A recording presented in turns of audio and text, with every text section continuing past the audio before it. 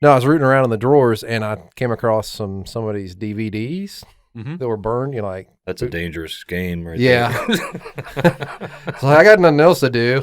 I'll check this out. Anything good on them? Just movies. Oh, it's like, were they No. unlabeled No. DVDs that you were a No, little sketch about? No, like they were labeled for what I remember, like TV shows or movies or something. I don't know. It was weird.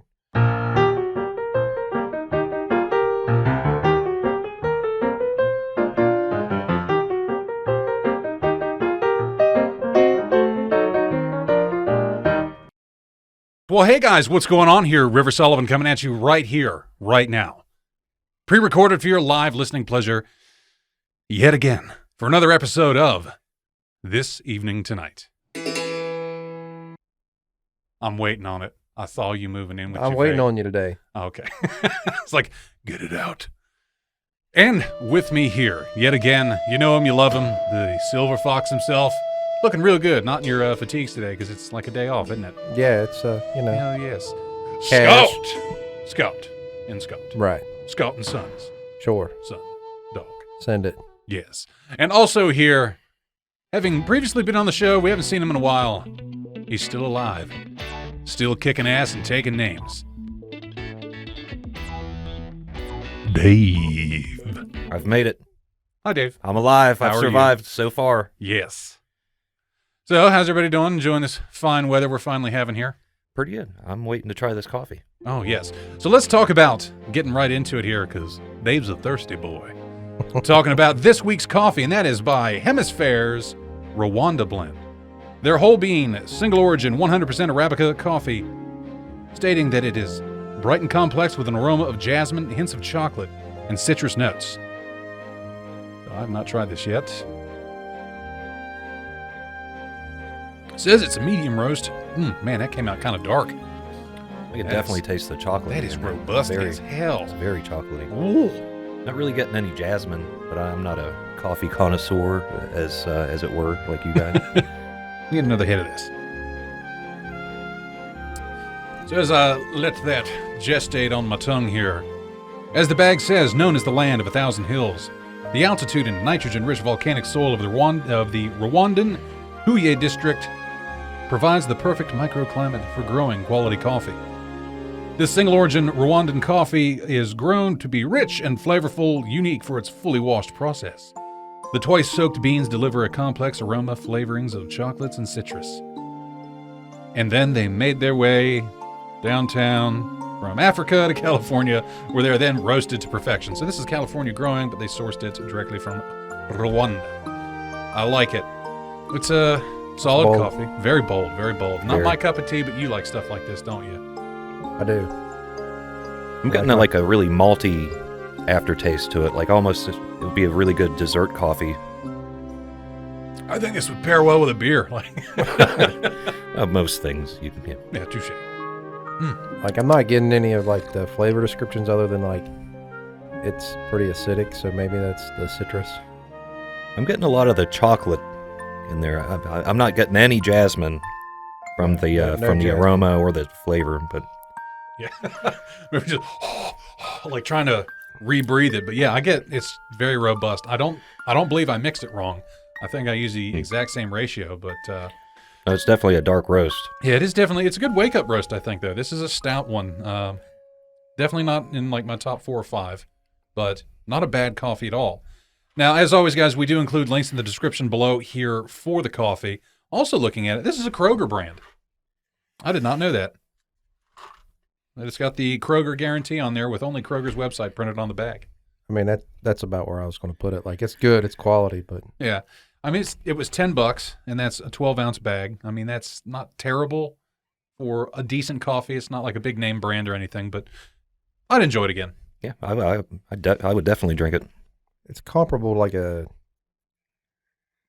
it's way darker than, but like a Gevalia. Good old G value. The old toot toot. I was actually thinking it's kind of on par with Folgers Black Silk, if you've ever had Yes. Okay, Yes. yeah. Except you can buy it in a big-ass can. that. Yeah. a dangerously sized portion. You can keep talking. It's okay. I'm bashful. It's okay.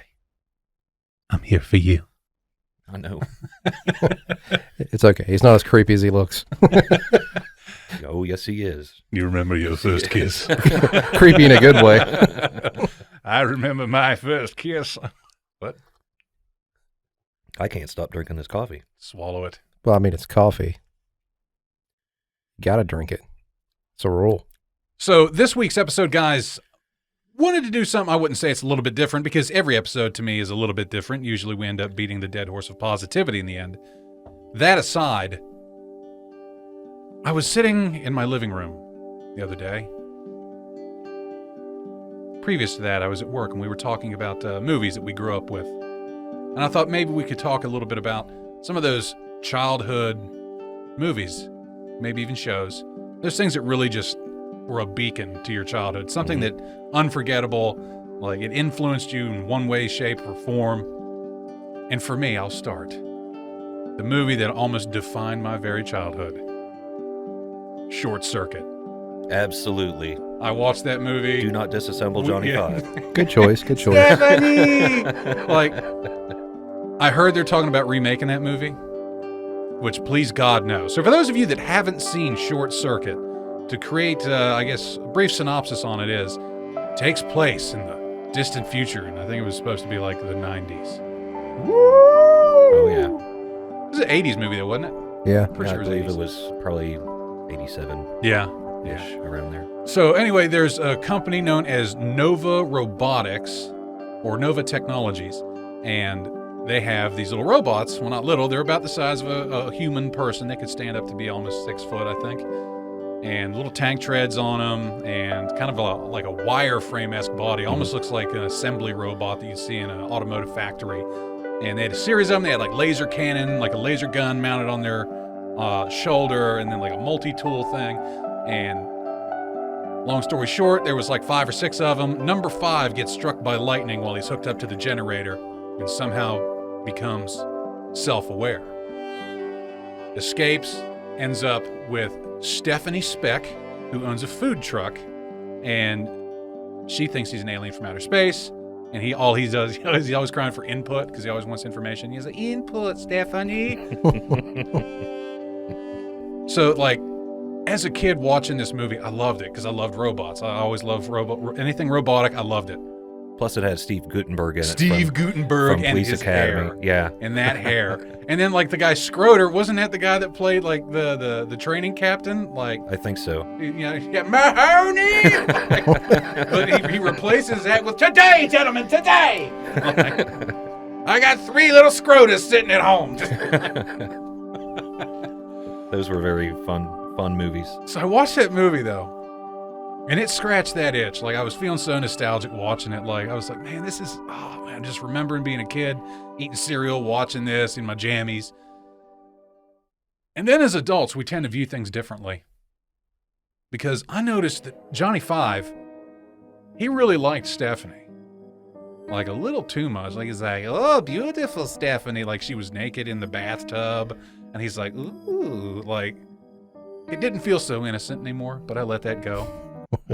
Finished it and then immediately watched the second one, which to be honest, it's different, but I liked it almost just as much as the first one. I agree. And here, let's steamroll into this train of positivity. That was what, early 90s, I believe. And it was like 92, 93, I think the second one came out. There was no racism. There was none of that. Like, it was weird. It was like it didn't even exist. This racial divide that's been going on lately in this country. Like, I remember there was like the gang, and they come and Johnny Five sees him, and they trick him to His rip eyes out. go red. Oh, yeah, he like rips out all the car stereos. You know, nos locos kick your ass, nos locos kick your face into outer space. But it was a mixed gang, straight up. All colors of the racial rainbow were in there. They didn't give a shit about that. They're all gang banging together. It's one. And then it was all about, was it Ben? The programmer? Indian, or the Indian dude. You yeah. know, oh, what done? You know, him. He was like the star in that one, other than Johnny Five, where he was studying to be a U.S. citizen. And at the end, it like drummed it all into this almost patriotic feeling that you would get out of this movie, where, oh, Ben's a U.S. citizen, all these other people are swearing in, and then Johnny Five he's a citizen now. Yeah, like he's like gold plated, but like they make him the first robotic citizen. Like, holy shit! If that's not like a blatant thing, like we didn't give a shit in the 90s about anybody's agenda, the gay agenda, the trans agenda, racial agenda. There was no agenda. It was just everybody was Americans back then.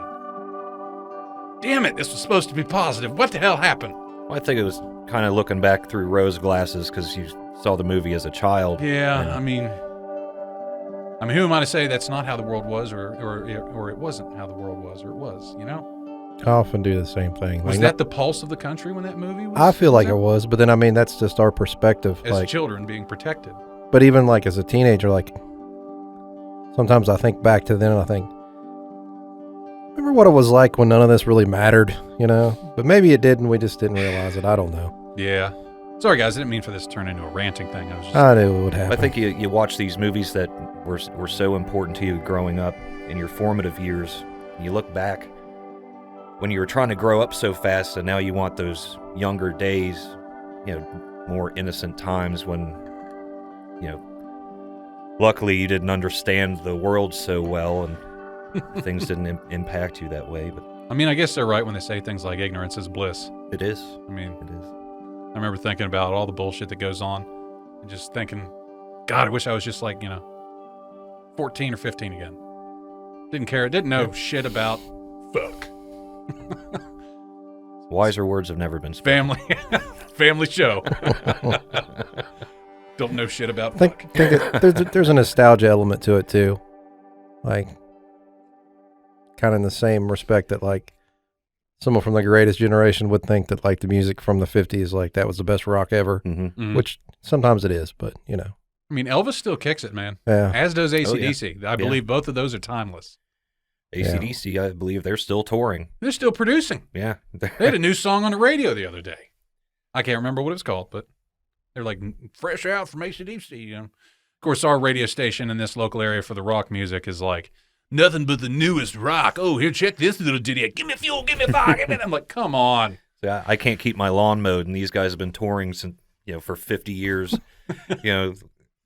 The dedication. It's like I think I've got these tiny little problems, and to be able to produce something at that level for at least 50 years now, Mhm. and still do it. I wonder how they keep their lawns mowed. Maybe I should look into that. I feel your pain. Two of my neighbors today started mowing their grass like right before I came here, and I'm like thinking to myself, I'm like, yeah, that is not happening today. Yeah, they did it on purpose. Yeah, too. it is March. So It is we're still a gonna winter mess month. We're gonna mess with Scott. Oh, no. As soon as all that snow melted, that's all I looked at. I was like, oh, the grass. My old nemesis has returned from his long slumber. What other movies do you guys you guys grow up watching? I remember Neverending Story. Still watch it. Was a big one. Princess Bride. 7, Labyrinth. maybe not 7. That was As you put it, Labyrinth. starring David Bowie and his crotch. Yeah. Oh, jeez. Guy's smuggling. He's the Goblin King, right? So he's smuggling a goblin in his pants most of that movie. But, You told me that once. It's like David Bowie and his crotch, and I looked at him like, my God, he's got like a football helmet shoved down there. Like, good for you, Bowie, or good for the wardrobe. Like, Jesus, this is a kids' movie. You look back and it's not as child friendly as we remember it. You realize you used to be so It's- pure. Yeah. We used to be pure little snowflakes. Now, I just remember Hoggle and Blue Toe. So a friend. oh, I just remember that little dog Oh yeah. that rode the other dog, and he lived in the swamp, and it was always like, the air is as Oh, sweet as the day is long. The bog Yes, of Ambrosius. eternal stench. Yeah, it's like Ambrosius was the name of the horse. Come back here, Ambrosius. What about you, Scott? What's your movie for the greatest generation? So looking back now, like I remember when we got our very first VHS, and like I was super excited because when we got it, like I guess they left the demo tape in it. Mm-hmm. By the way, I really like how you just shrugged off that boomer joke. What's that? Oh, I said the whatever. greatest Shut up, generation. man. I'm trying to do a thing here. So it came with a demo. Yes, my man. I like it. You might Dave is wanna- rocking a Never Forget shirt featuring the 8.5-inch floppy, VHS, and cassette tape. They're all holding hands. God, I miss those days. Did it for you guys. I did it for the meme, brother. I did it for the lols. Anyway, go ahead. So for the longest time, all we had was this demo tape, which was Indiana Jones and the Temple of Doom. And so, like, I watched it like 50 times. I kid you not. And then just wore it out. Yes. Man, that the struggle. Kalima. Yeah. Shakti Day. I'm not gonna lie. I was like 8, so it kind of freaked me out a little bit. Like I may have. Oh, when he ripped the heart out. Oh, yeah, Like I would absolutely. like turn my head away and be like, oh yeah, me crap. too. That's one of those movies that every time I see it, honestly, it's like the first time I saw it. Yeah. That movie still gives me the chills with the bugs and the crawlies. Oh God, man, yeah, that was and then there was terrifying. like they were getting crushed in that room. yeah. And short rounds in there flipping out.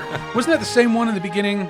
Was it that one, Temple of Doom, where in the beginning he goes through and him and that one dude go through it and he's just covered in spiders? Or I think that was the Last Crusade. No, not Last Crusade. It was Ark of the Covenant.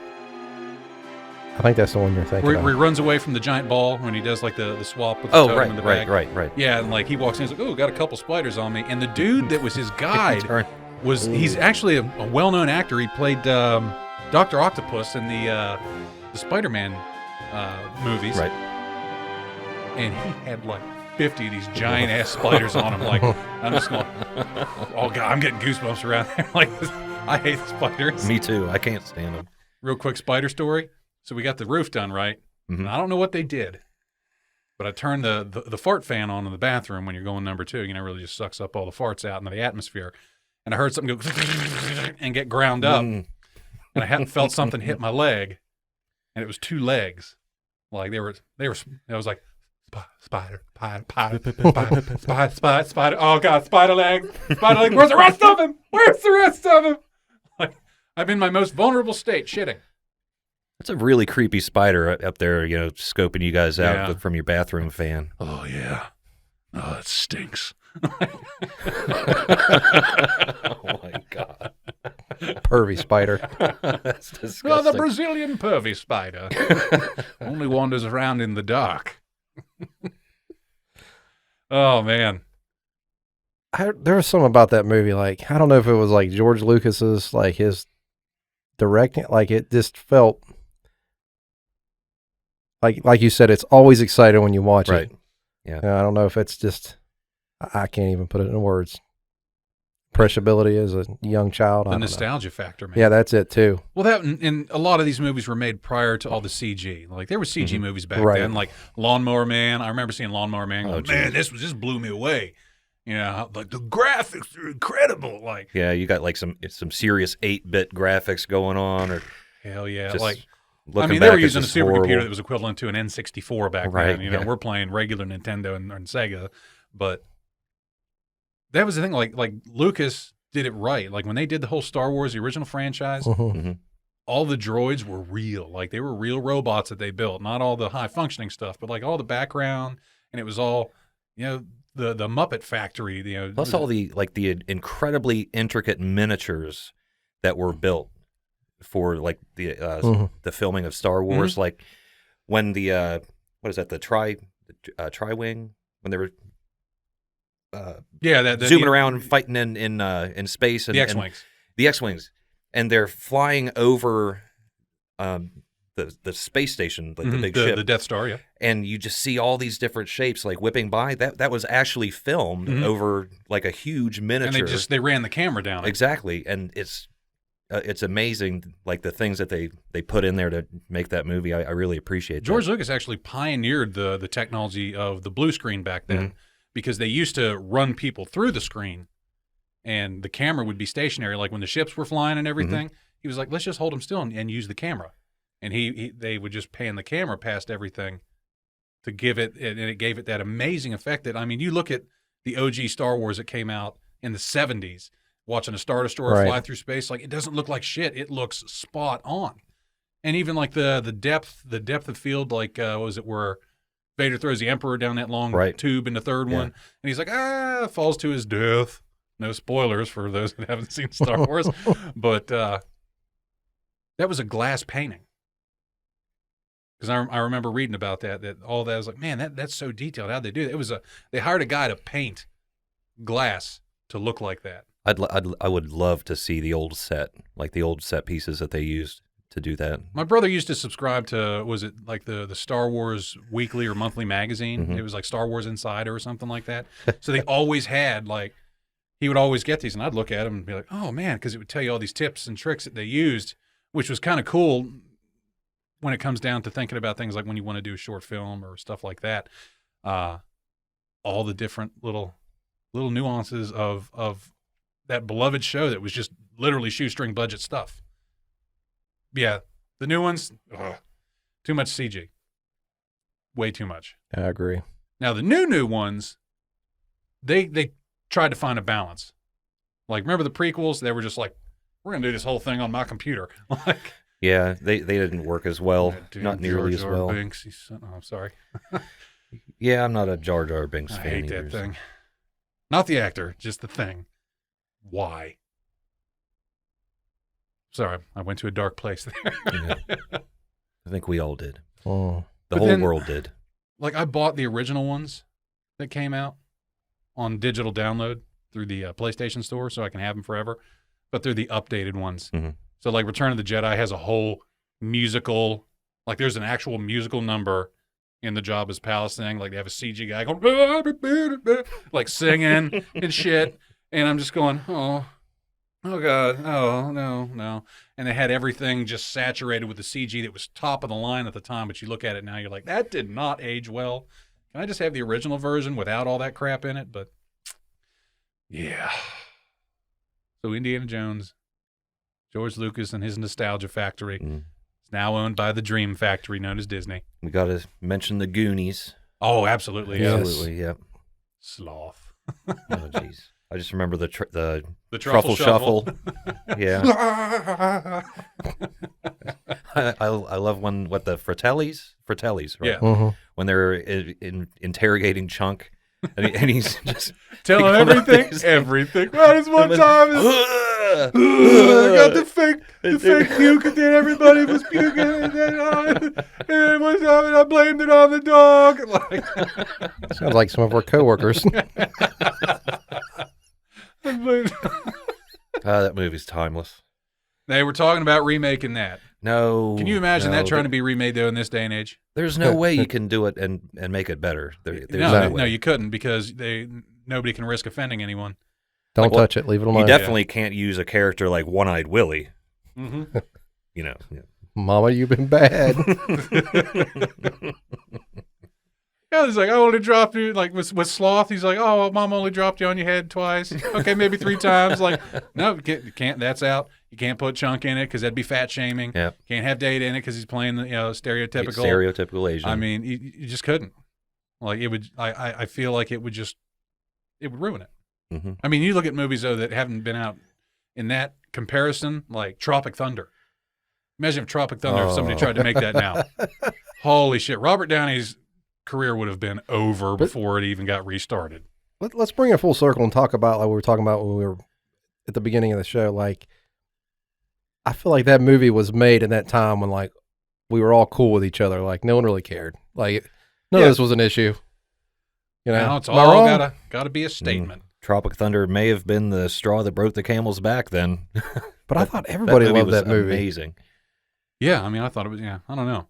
But speaking of making a statement, let's pull the truck over here and talk about this week's Duke Cannon product. And you want to talk about making Oh, statements. yeah.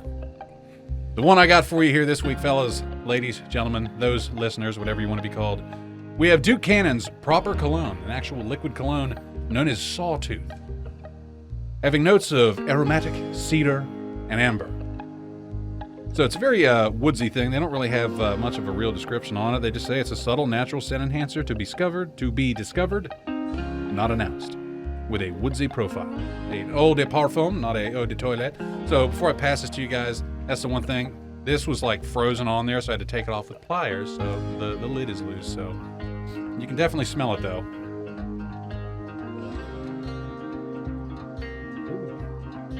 Give yourself a little spritz. Little squirt. Yeah. How's that? Right There there. we go. I've been smelling it for like the last 15 minutes. I know, I sprayed it. I did a spritz before I walked in with it, so you probably were smelling it. That is really nice. Make yourself It's a very- complimentary It's spritz. very subtle.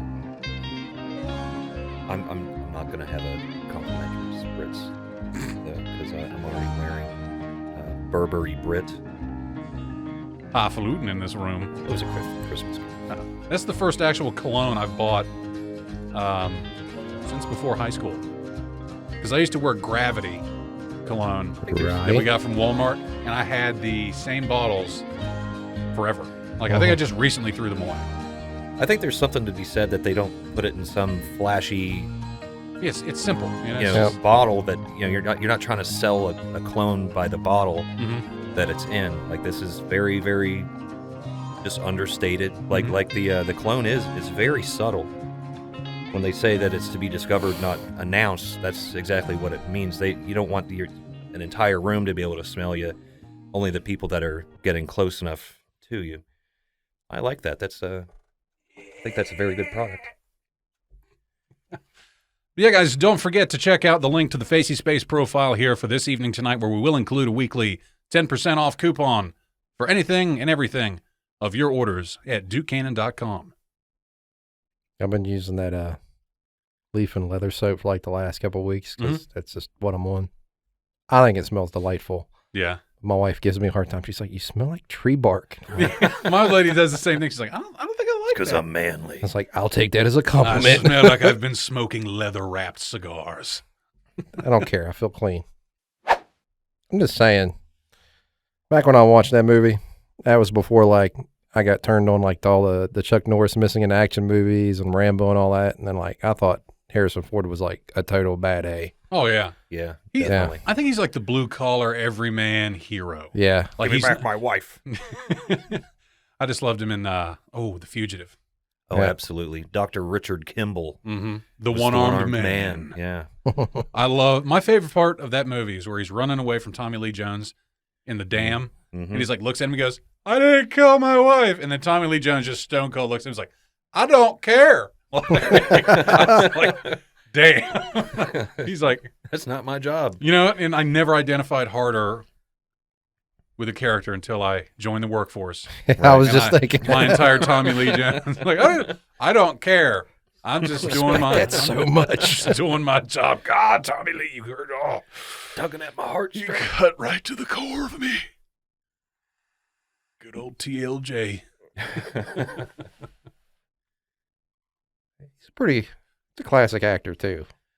Play a lot of good roles. Oh, yeah. So speaking of though, some of the things like these movies that we grew up with that were iconic, I wanted to talk about, I guess not really, how to put this, another set of movies or another style of movies, if you will, that were produced pretty much when we were all adults, and that is the movies by M. Night Shyamalan. Now I know there's differentiating opinions. Now everybody has a favorite. And everybody, they either just like one, or they hate all of them, or they just like one, or they hate the rest, or if you're like me, I pretty much love all of them. Attack me. I think the best one he's ever done was The Sixth Sense, Okay, that was the old lady's favorite. right? Signs was really good, but everybody's already expecting the twist because it's M. Night Shyamalan. Mhm. I did not like The Village, mostly just because it got me. Oh, it hooked you, and then you felt Yeah. cheated at the end. And, I yeah, loved it. I was mad. I love The Village. Because here's the thing, like a movie to me, and that's why I actually appreciate M. Night Shyamalan's works, is because of those plot twists. Like, he's a plot twist machine. And I'm like, you're going to get me. You're going to get me at some point. And like, I'm never going to be able to predict it. And I went to the theater and saw it. And it reminds me a lot of the show that's out now on Netflix, Black Mirror. Mhm. Like, it's that kind of level of just, oh man, like it just, I wouldn't call it It's like cer- fourth wall breaking, It's but cerebral. yeah. It takes a lot of mental acuity to be able to understand a lot of what's going on. See, I think Shyamalan though makes movies not to make movies that people like, but ones that you're always going to remember. You like you felt robbed of the ending of The Village, My $3.75. but then you're never going to forget it. Like, it was unforgettable. Like, you can look at it and go, well, I didn't really hate the rest of the movie. It got me. I thought it was good. And then the end, you're like, oh, that's not what I wanted. That's what a lot of producers want to make. They were like, I want to make a movie that the people want to like. I'll still watch it. I just won't watch the end. I'll stop it before that, and I'll make up the end on my own. That's how I was with The Last of Us Part 2 for a little while. Like, I picked a spot, and I was like, I know where they're going with this. I quit. And then I said, that's the ending. And then it ended up, I was only like 75% of the way through the game, went back and beat it, and was like, oh, okay, I heard they cast Pedro Pascal in the live-action movie that they're doing for The Last of Us. Who's he going to play? Is he going to play Joel? Yeah. I mean, put a beard on him, maybe. I was kind of thinking more of a Joe Manganiello. I don't know. I don't think I know him. He played a werewolf in True Blood. He's married to Sofia Vergara. I think that's why I like him so much. I was just picturing the vampire Bill. Bill Skarsgård. I mean, No. the guy that was the Bill Skarsgård played Alex. Yeah, but the vampire guy, his name was Bill. Yes. Like, that was his character name. He actually kind of looks like Joel. Think about that. Put a little beard on it. Yeah. He's even got the accent. Like, his was more like Louisiana Cajun accent, but Joel was a Texan, which Texas is a relative of Louisiana. I think Bill's probably just a little too whiny. Yeah, I don't know. Man, they're gonna fuck it all up. Probably. I've already embraced that. It's That what they movie's do. gonna be terrible. But speaking of M. Night Shyamalan, if you haven't seen The Happening, that's about when I gave up on watching M. Night Shyamalan I don't believe I've actually movies. seen that one. Well, I don't really want to spoil it, but the previews made it look like it was going to be incredibly gory and hilariously gory, Mhm. which it was, but it featured some incredibly wooden acting from Mark Wahlberg. Which, Really? Wait, was that the one with the plants? Yes. Okay, I did see that. Wasn't mad at that either. I like the that's scene fun. where he was talking to a fake plant. Where he's like, I'm just gonna produce, Would it be nice? emanate some positivity. I'm talking to a fake plant. Why am I still talking to a fake plant? hmm I actually thought the ending wasn't bad. The Lady in the Water, I didn't care too much for, but I'll pretty much watch anything with Paul Giamatti. And So you're a Giamatti fan. I'm a lot of people I hate him. really like I Paul really Giamatti. enjoy me some Paul. Some I Paul think a Giamatti, lot of yeah. his acting, like he acts kind of like how other like real people would act in a situation, like the way he just kind of gets really manically upset sometimes. I liked him in Shoot 'Em Up. I loved him in Shoot 'Em Up. I'm surprised you've seen that movie. Clive Owen kills like 18 people with a carrot in that movie. Yeah, with the It's Uzi, and he great. throws the carrot. Why were you surprised I would have seen Shoot 'Em Up? You just don't seem like the type of person that watches really good movies. I mean, it did have Monica Bellucci in it as well. Don't get me started. She had my heart at the Matrix. She had my heart when she was in Tears of the Sun. That was I very good love as well. That movie gets to me in the end, man. Oh, Like yeah. that's a hard ending to watch. Oh yeah, that's a good movie. I think critically panned, but it was. I think it's a fantastic movie. Yeah. So let's see. Yeah. So Lady in the Water. Have you seen it, Scott? Uh-uh. Oh God, I love that movie. I love it. I don't care. This is the perfect Devil's Advocate episode because most people shit on these things, and I'm like, I will defend it to my dying breath. It's pretty much the concept is Paul Giamatti's like he's like the handyman, like he's in charge of the apartment building. He doesn't own it.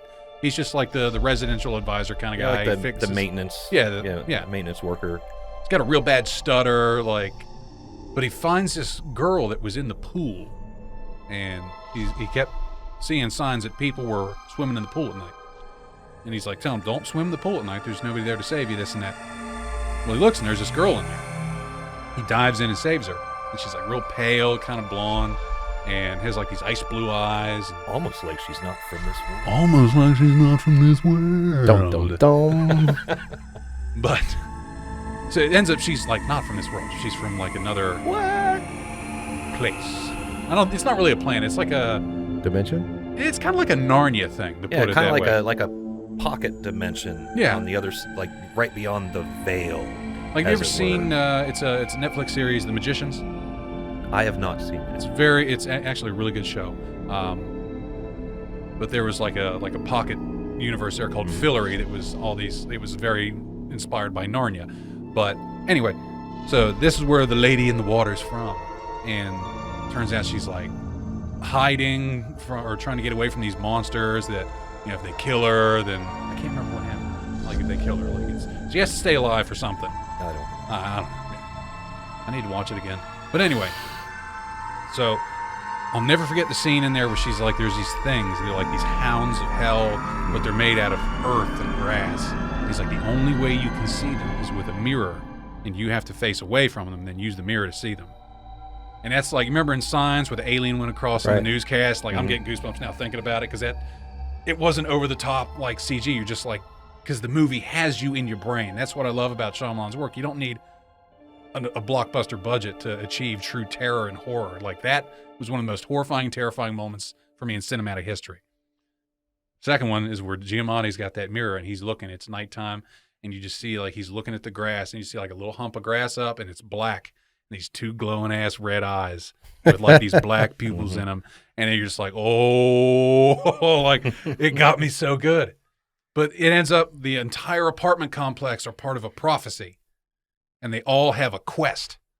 And like they're looking for like the bard, and like then there's like the traveling trio or something. Then there's what was the Defender, I think he was called. But like they have to figure out who's what role, and they think certain people are certain roles, and one guy's, it turns out they're wrong with a lot of it. All them plot twists. The Guardian. The Guardian, yeah. Like there was Guardian. like Reggie. Like the apartment had all sorts of weird people. Reggie. Was it John Leguizamo that played him?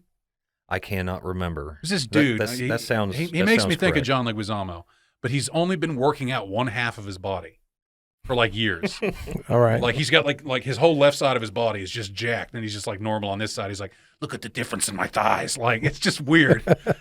Then you got like the stoners that all sit up and they're like, we got to invent a new phrase, man. They got that one British dude in there. It's like, baby's on the half tip. And they're like, fuck yeah. Like, these movies are so different, man. Like, the most recent one, Split.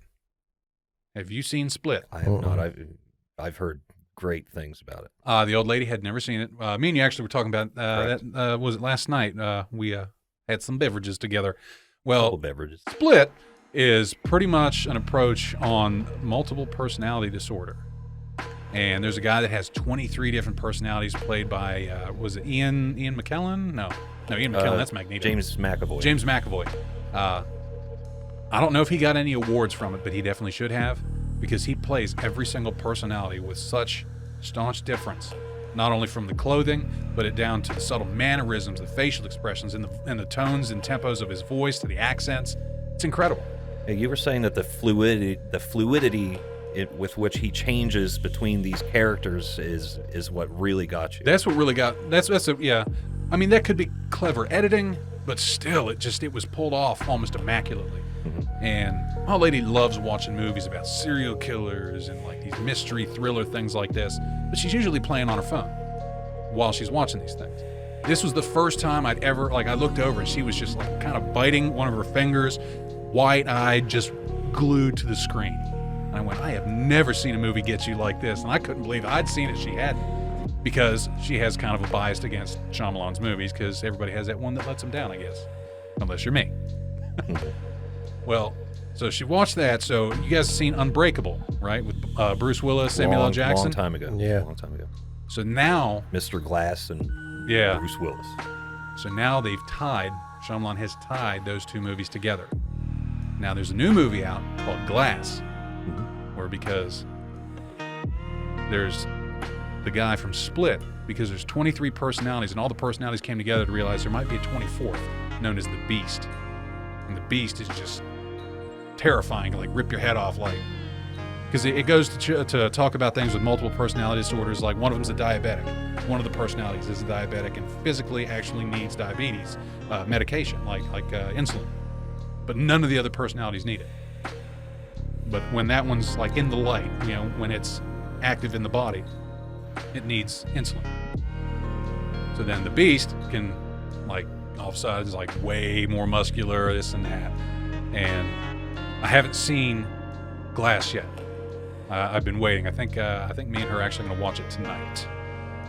Very excited for that because it combines, from what I can look, with Unbreakable and Split. It's going to pit those two against each other. And then you got Samuel L. Jackson, who's like the evil mastermind character that he ended up being in Unbreakable. Like that was one of the best plot twists of any Shyamalan movie I've ever seen. Was how you find out what Samuel L. Jackson is, how he's like he planned all these like massacres and disasters. Well, he's had his filthy little hands in all sorts of things. It was because of the kids. They called me Mr. Glass. You ever seen? So we were talking there, Dave, about Lost. Mm-hmm. Have you seen Lost at all? It's, series ran for what, 9 seasons? I think it was maybe 6 seasons. Mm-hmm. You never seen Lost? No. Damn it! You need to watch it. That's what I'm realizing here is like I'm horribly uneducated when it comes to movies and Hollywood right now. It's apparently one of, if not the most highly argued over series ending of all time. Yeah, because there is no closure. There is, but there isn't. Like if it depends on what lens you're looking at it through. If you think about it, this was the end. They just met up here, or was it because they all died, or what? Like I like to think of it as that they all died. And trust me, this is no spoiler to you because the ending is so is it right? It's so obtuse. Like I like to think of it as they all died and they were just meeting in heaven. Hey, we've been waiting for you, Hugo. You know. I think that's the best way I was able to achieve closure.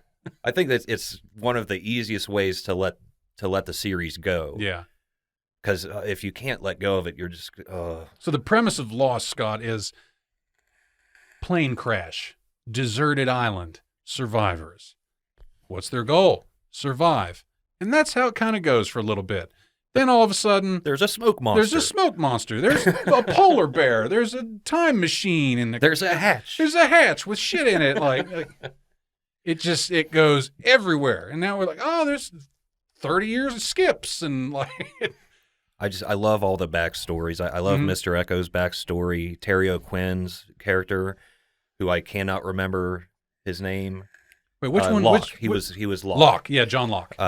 I loved his backstory. He was cool, and why like some of these people don't really want to get rescued because like for John Locke, Terry Quinn's character, he can walk on the island. That's like, right. He was paraplegic, and because they were like, "Whose wheelchair is this?" I don't know. Like, but I love Mr. Echo. I love that character.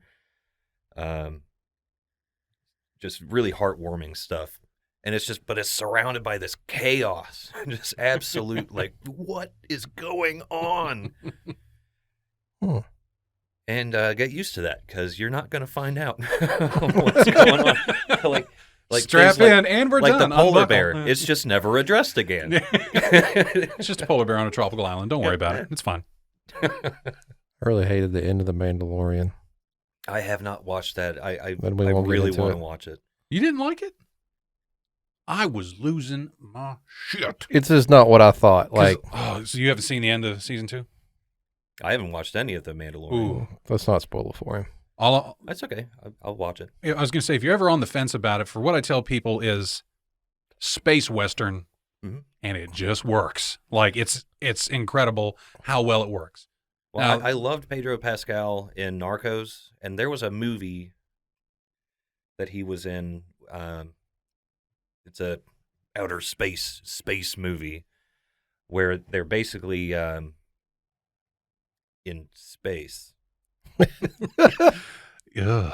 No, they land on a planet like I think they're mining for something, and they find something, and his character starts off being kind of real bad. Is that Life or Alive, like that one with Ryan Reynolds in it? I don't think Ryan Reynolds was in it. Oh, because there's one where they find like a life form, like some bacteria looking thing, and they grow it, and it ends up like exponentially growing and starts killing off the crew. Ryan Reynolds was in that, and he has a terrible death scene. Like you feel bad for these people. Like you're like, oh my God, this is I will find the name of this because I believe it's on Netflix, and it was a fantastic movie. You guys watch But any? if you've never watched Narcos, Yeah, I've never watched it.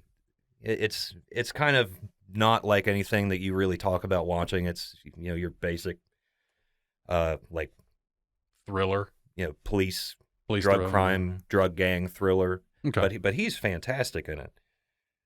And so yeah, I need to watch The Mandalorian because I know that he is.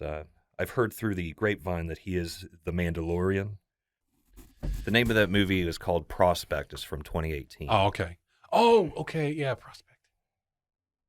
Yeah, when that was the one where it's got it was the man and his daughter, right? Yes. I did see that. That was a good movie. Yeah, I agree. I thought that was very good.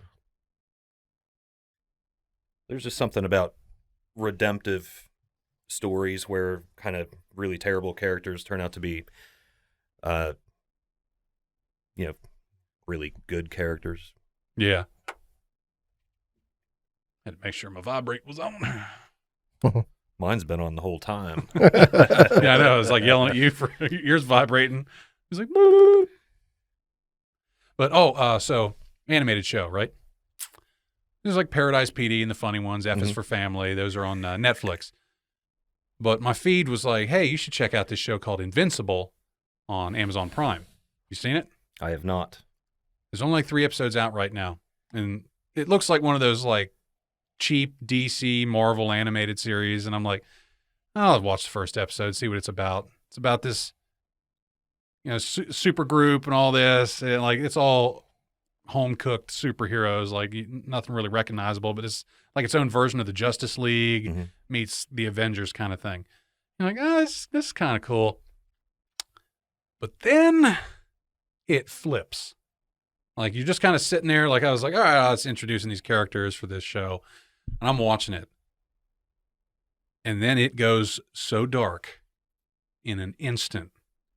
Like you're looking at all the clean looking, just nicely drawn lines, and it turns into one of the most gory, oh boy, bloody, terrifying shows. Like there was like a whole murder scene that I just was not ready for.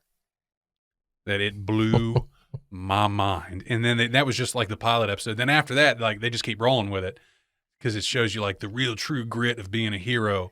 Like the things they don't tell you about in the comics, just like there's this kid that like just how stinky that suit gets. Well, like there's a kid that he's like the son of like the world's strongest superhero, and he finally gets his power, so he starts fighting. But he's like trying to rescue this old woman from these aliens that are shooting at her, and then like they shoot him down, and he falls with her into a hole, and he's like, "Oh God!" And like her foot's bent backwards, and like there's blood all over the place. I'm like, "Oh my God!" I'm telling you. Watch it tonight. I'm gonna watch that. Oh my God. Like, it's gonna blow your mind. I promise you, because I just was frozen. My jaw dropped, and I don't even know if I breathed or blinked for like the whole 5 minutes this first scene goes on. I was just, and it wasn't like it was so bad and shocking. It was just literally from a plot point, you do not expect this.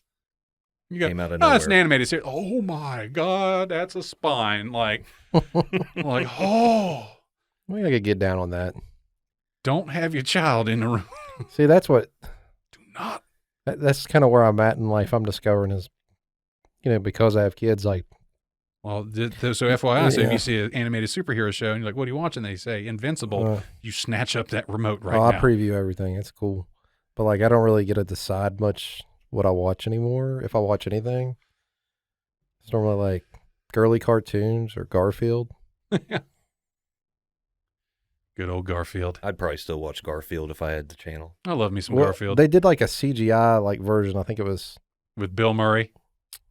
Oh no, I'm thinking about Garfield's movie. That was no, the movie. They have the original guy that did the original voice, but it was just like a reboot of it. I think it was like 2012. Lorenzo Music. Was the name of the voice actor that did Garfield. Yeah. How do I know? Because I was a big Garfield nerd growing up. That's a good name. Lorenzo Music. Well, guys, speaking of music, looks like the closing music's playing on us now. We're all out of time. Scott's hitting the vape. I saw you. I saw you. Go ahead, do your thing, man. Don't forget all the other different ways here that you can listen. Check us out on Amazon, TuneIn, iHeartRadio, Stitcher, Spotify, Sounder, Google Podcasts, iTunes, Verbal, and download us on the Alexa for This Evening Tonight Alexa app for all your smart devices. Don't forget to check out the merchandising store at shop.spreadshirt.com/Tet Show, and also check out the Facey Space for that 10% off coupon for Duke Cannon products. But all right, guys, thanks for stopping by. Thanks for tuning in. And until we see you here next time on the show, peace out. Later. Bye.